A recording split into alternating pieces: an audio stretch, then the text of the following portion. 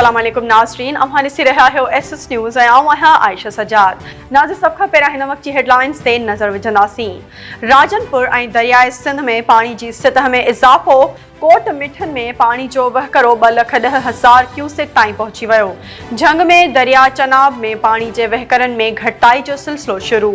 त्रिमून हेड works ते पाणी जी आमद 70,000 क्यूसेक ऐं नेकाली 57,000 क्यूसेक रिकॉर्ड कयो वियो।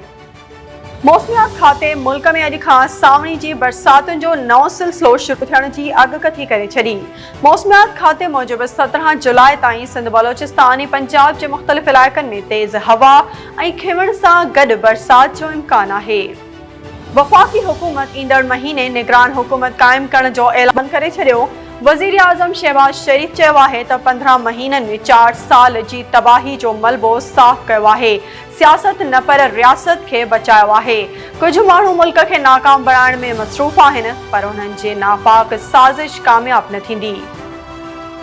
घोटकी पुलिस ऐं ॾोहारियुनि विच में मुबैना मुक़ाबिलो। हिकु ॾोहारी मारिजी वियो। पुलिस मूजिबि मारिजी वियल ॾोहारी जो लाश सुञाणप लाइ अस्पताल मुंतक़िल कयो वियो आहे। मामले जी जांच नाज़रीन, इहो हुयूं हिन वक़्त ताईं जूं हेडलाइंस। वधीक तफ़सीली ख़बरूं असांजे यूट्यूब चैनल ते ॾिसंदा। असांजे यूट्यूब चैनल खे लाइक ऐं सब्सक्राइब करणु न विसारींदा।